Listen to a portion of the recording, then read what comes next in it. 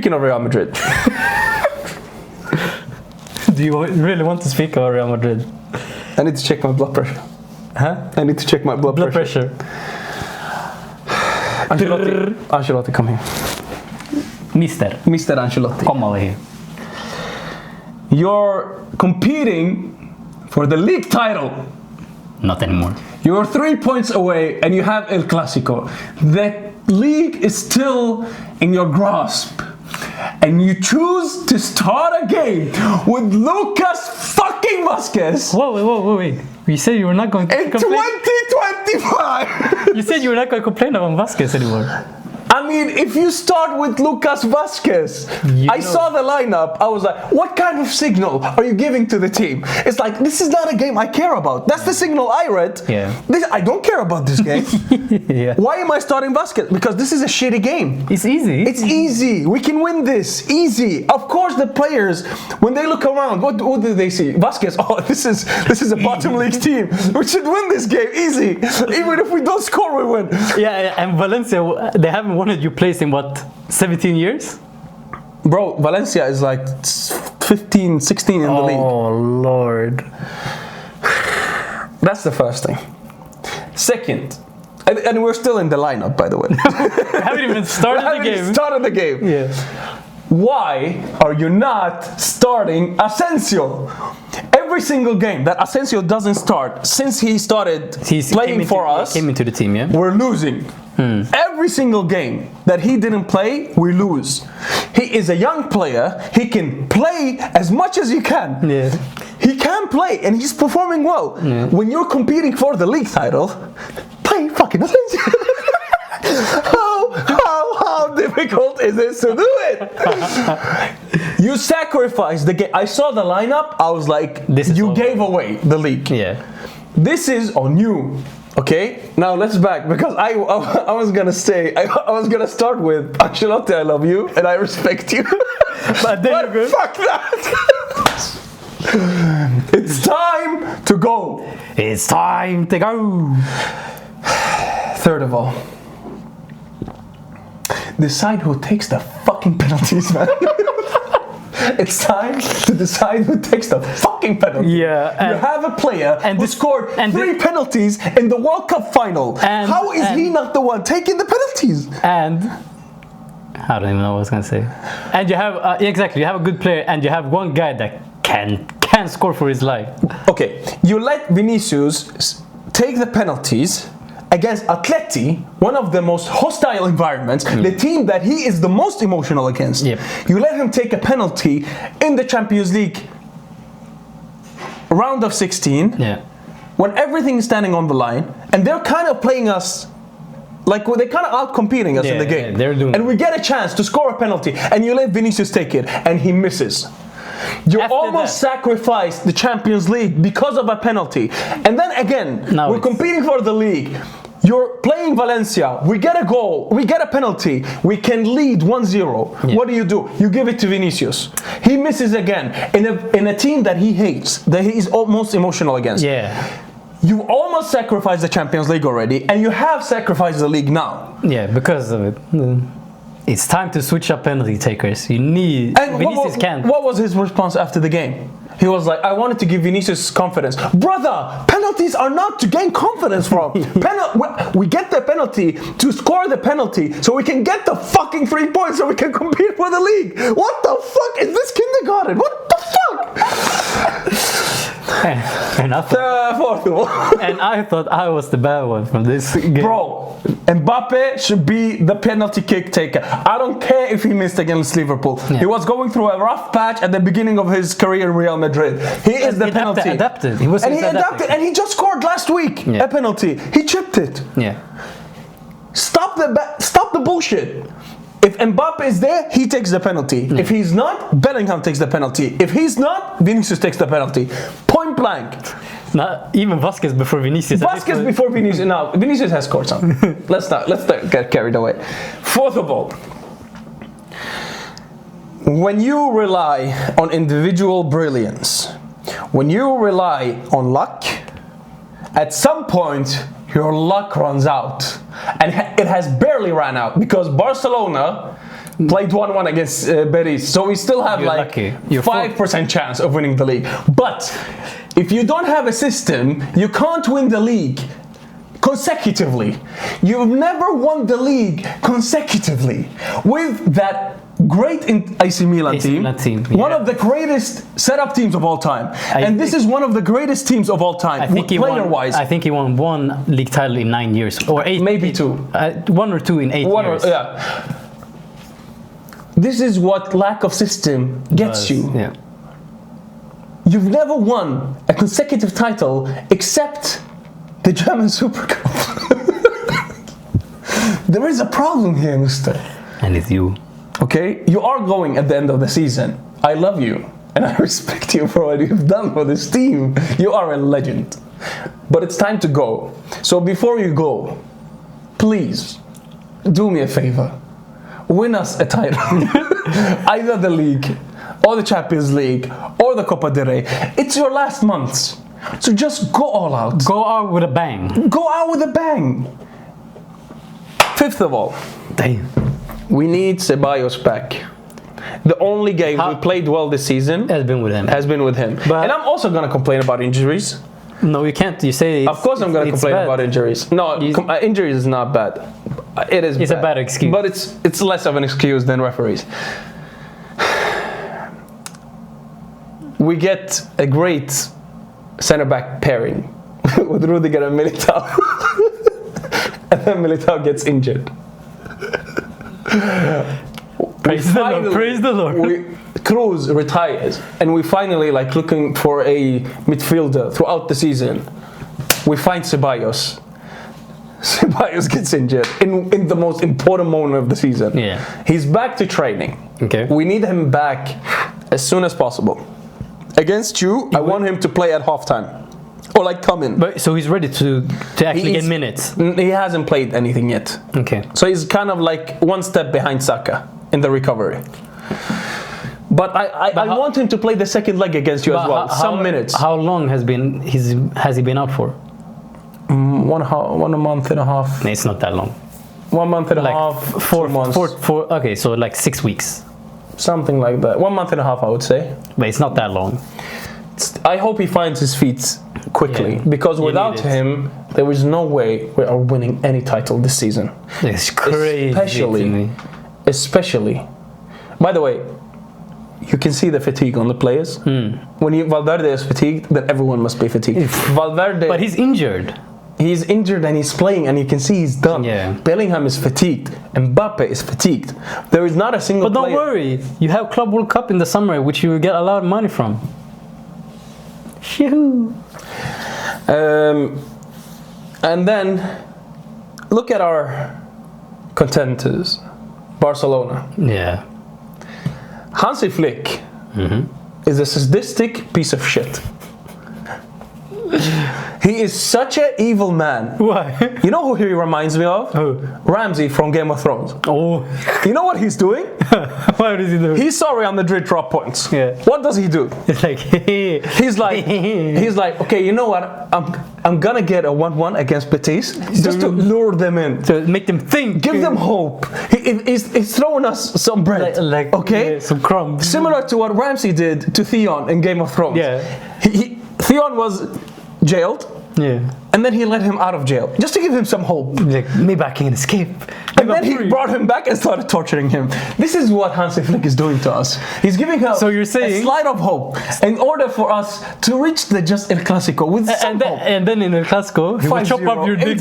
Chop up your dick like Theon. Not once, not twice, three times.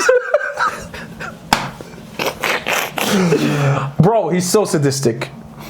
But also, despite him being... And that's the difference in mentality between Barcelona and Real Madrid this year. And the difference in mentality that Hansi Flick has created compared to Xavi. Xavi complained a lot. Yeah. Xavi complained about the grass. Xavi complained about the referees. Xavi complained about the injuries, the schedule. Hansi Flick does not complain. It's like, okay, let's just everything, he's just mindset. Forward, forward, forward. But even he saw how heavy the schedule is. Yeah. He knew. That's how you know the schedule is heavy. Yeah. Because even the guy that doesn't complain is kind of complaining. Yeah. But that's the difference in mentality between Hansi Flick. That's the biggest switch in mentality. Yeah. For Hansi Flick, there is no excuses. And also, did you see what he did with Rafinha? Ooh, Rafinha after the game against Betis. Yeah. 1-1. By the way, Lamine, we'll get to it later. But Rafinha started fighting after the game. Nobody talks about that as much as Vini, by the way. If that was Vini, he would lose the Ballon d'Or already. Been everywhere. And the thing is, it's like, it started kind of with Rafinha with the Argentina game. I don't know, something got to his head. He started to become cocky because he's hearing the Ballon d'Or rumors, everything. You're not all that, bruv. You ain't all that. You're not even in the Ballon d'Or discussion yet. Yes. Calm your tits. You're not that good, bruv. Vinicius, you don't touch the feet of Vinicius' talent, by the way. Talent maybe, but he's still playing better at this moment in time. What did he do yesterday? I don't care. What did he do the match before? I don't care. What did he do the match before that? I don't know. I don't care. When everything is decided, when everything is on the line, where is Rafinha? But he's been doing that. He's disappearing now the past weeks when everything is on the line. Bro, everyone started hyping him up. I'm telling you. And that's when he started believing the hype. Yeah, that's the difficult thing. Now it's going downhill. And that's the dangerous part. When you start to believe the hype on your own, you gotta keep going. Rafinha should not be the main Ballon d'Or contender. Lamine should be the main Ballon d'Or contender. Second to him is Mbappe. But we won't win any titles, so it's not Mbappe. Pedri should be second. No. Yes. No. The best player yesterday was Pedri. Yeah, of course. No, even the Atletico game I saw, that's the guy that you can do everything in the game. You can control the game. You can slow it down, make it faster. You can do everything. You need that kind of player. But anyways, Lamine against Real Betis, we finally started some human to him. We finally started seeing the 17-year-old. Yeah. He took wrong decisions the entire game. When he should have passed, he dribbled. When he should have dribbled, he passed. When he should have passed, he shot. Yeah. So finally, I hope this is just the start. But man, like, still, people are complaining about him, and it's like crazy. Like, this guy has as a 17-year-old. But I hope you have so much credit in the bank. Like, give him half a year, he can do everything wrong. It's fine. But I really hope this is like the start of a downhill form for him. But yeah, now it's the important part of the season. Now it's when everything is decided. So if Rafinha and Lamine don't step up now, if you have some part of the season where you don't want to lose form, it's right now. Yeah, but I mean, still, I don't think they will draw. They're winning the league. They're winning the Champions League. They're probably winning the Copa del Rey. Maybe we win in the one game. You said one off. You might have a chance. Ancelotti, maybe he can slightly. No. So the Copa del Rey final. Yeah. I already commented a lot about it, but man, we're gonna lose. We're just gonna lose. Like, I just don't want it to be an 8-0. That's all I want, because I feel like there is an 8-0 coming at some point. An 8-0. 8-2, like that kind of crushing result. I mean, the Super Cup would have ended 8-0 if they didn't get the red card. Yeah. I mean, there is a crushing result coming. For sure. If I could bet, the odds would be very high on Barca scoring a 5-0, 4-0, 3-0 kind of game. Yeah. Because when they are I think if they score 2 goals, if we just concede early, our mentality is gonna drop. Yeah, you guys. Because heads are gone. Because PTSD. And then it's gonna start all over again, and then the result is gonna fly away. Yeah. I do not, for the love of God, if there is any year to face Barcelona in the Champions League final, this is not the. This is not it. End it. Ancelotti, do me a favor. But maybe, Ancelotti, this is your last year. Do me a favor. Do not play Barcelona in the Champions League final. I agree. Just lose to us. Lose to them. No. Win against them. Lose to Aston Villa. Lose to PSG. Aston Villa. Lose to PSG or Aston Villa. You know what? If we lose to PSG, It's okay. It's okay. Who cares? We've lost to them before. We beat them so many times before. Who cares? You can give them a result. Who cares? Emery, I would be glad if Emery won the Champions League. I would love it. If Emery would win the Champions League, I would be so happy for you. You good. I just don't want to face Barcelona in a Champions League final. Yeah. If we lose a Copa del Rey final, it's okay. We've beaten them before. Yeah. We can. If we lose the Champions League final, there will be a long. It's over. You will always remember the time you beat you. In the final. Dude, Ancelotti, you don't have to. You won the Champions League last year, bro. It's okay. Good. It's okay. We're good. We don't need to. Okay. So. Speaking about the Champions League, let's do a little preview of the Arsenal-Real Madrid game, which is coming in 2 days. Okay, let's predict this game. The first one. The first one. Yes, the first one. So the first one. Result. Arsenal against Real Madrid at Emirates, our home field. Result, just straight away. Straight away. 6-0. Okay. I wouldn't be surprised, by the way. Like, if we play like we've done... 3-1. Could be. What are your predictions then? 3-2. I mean, yeah. That could happen. I'm just gonna stick to what I said before. Yeah. But my heart says 3-2. My brain says 5-1. No, Lord. I mean, if we keep playing like this, how are we gonna compete? But because the goal you can see against Valencia is like the defending on transition. You guys are horrible. Not that we are great at going on transition and scoring, but the thing which I was most surprised about was Ancelotti was speaking about the game ahead, and he was like, it won't be the same as he will go on the counter. You don't know how to defend. Ancelotti, we don't know how to defend, bro. Who are you going to defend against? Bro, we don't have a midfield. Who is the midfield? A 40-year-old Modric in the Champions League quarterfinals. And Tchouaméni is suspended for this game. So that would be that would be interesting. Like how we're gonna line up in field. Is it gonna be Modric, Camavinga, Valverde is gonna play there. Who's gonna play right back? Who's gonna play left back? I would play Camavinga. Camavinga and Modric. And then Valverde is right back. Asensio, Rudiger, Mendy. I wish he played. Fran Garcia. Crazy that I'm saying it, but crazy. Fran Garcia. Who's left midfield? Bellingham, Camavinga, Modric, Rodrigo, Vinicius, Mbappe at the top. But Courtois might not play because he's injured. Yeah, I saw it was the kid. We played our academy goalkeeper. That's a big, because some of the saves he made, you could see he was so nervous. He's very. And imagine playing in the Champions League. Of course you're nervous. You're playing for one of the biggest clubs in the Champions League. You're just thrown in there. I just hope Courtois is back. I think that's otherwise, Lord save us. I mean, because it's gotta be. It's not. If we play defensively.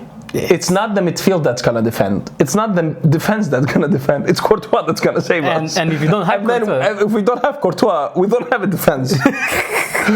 So, you know what? 3-1. Yeah, I think so too. 3-1 minimum. Minimum. 3-1, and then Rudiger, Mbappe, Vinicius, all allowed to play. In this next league. We're getting a fine, but they're gonna play. Yeah, but which is crazy because Real Madrid are complaining about that decision. Yeah. Bro, let it be. Just let it be. Just play. Just shut up. Fuck up and play. But do you know who are one yellow card away from suspension from Real Madrid? Like, I know Rice, if he gets a yellow card for this, he will be out for the return leg, which is very dangerous for us. We need him. This is the list. For Real Madrid, the second leg, Rudiger. At danger of getting suspended, Rudiger, Modric, Camavinga, Endrick. All very important. Except Endrick, but okay. Endrick can decide, come on, and later on decide. Ooh. Anyway, for you, it's Declan Rice, Martinelli, Timber. Is Timber back? Yeah, Timber's played the entire season. I thought he was injured now. Yeah, he had a little bit of niggle. He was fine.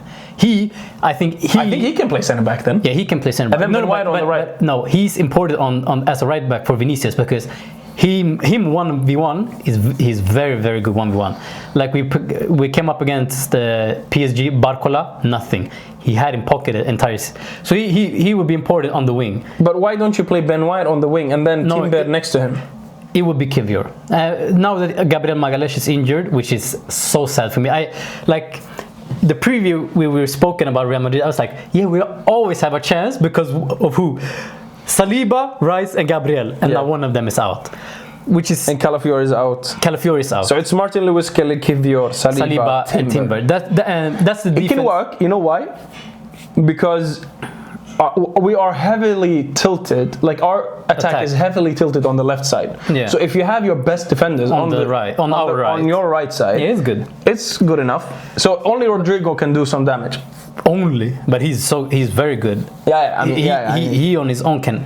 The thing is, Kivior, he's not a bad player. He's not just this level caliber of a player. Can he take on Mbappe? In a 1v1? Oh, you're done. Yeah, but I think the thing with Kivior is he's kind of afraid going into challenges. Like he rather back away than going into a challenge. Like complete opposite of Gabriel. But the thing which he has, which I don't think anybody else in our squad has, his left foot is crazy good. He several times this Everton game, just from the back line, he played it over the entire pitch, over the entire both teams, and he found someone in behind. I'm quite surprised Martin Lewis Kelly is not at danger of being suspended. He will get a red. It's fine. Yeah, because the referee is. Do you think the referees are kind of like the biased against him? Yes. Yeah, not biased against him because of his previous. Yeah, I think it's similar with Vinicius. He complains a lot. So, but he has a complaint. He hasn't done anything. No, he's quite aggressive. That's why. No, he's not aggressive. It's like kind of Ramos. He's not. No, he's not aggressive. So yeah, I think this is gonna be a fun game. I'm not as hyped as I was last week because of Gabriel's injury and everything. But it's finally happening. It's finally gonna happen. Yeah, we're gonna get crushed. We need to score early on. At least, like, we're gonna get outplayed. That's for sure. That's for sure. The second part is, are you gonna get a good result? How many goals can we score? You're quite unlucky. Yeah. So I hope you stay unlucky. But like, I hope we stay lucky. The thing is, like, against PSV, we all our luck came cashing in. Wrong time. At the wrong time. Like, this is the game where we need to cash out the luck. Listen, my heart says Real Madrid go through. No, sorry. Different, opposite. My heart says Real Madrid are gonna lose the quarterfinals. Okay. My brain says, based on our history, you will do it. Based on the referees, we can. It's the history. It's the history. I believe we could. If there is a will, there's a way, says Perez. What was Vinicius say? 1% chance. Yeah, it's fine. It's okay. All right. See us on Tuesday. Where we're gonna do live streaming on TikTok of Arsenal and Madrid, and there might be a surprise. We don't know yet. We'll discuss. Surprise. It's been fun. It's been real. Ciao.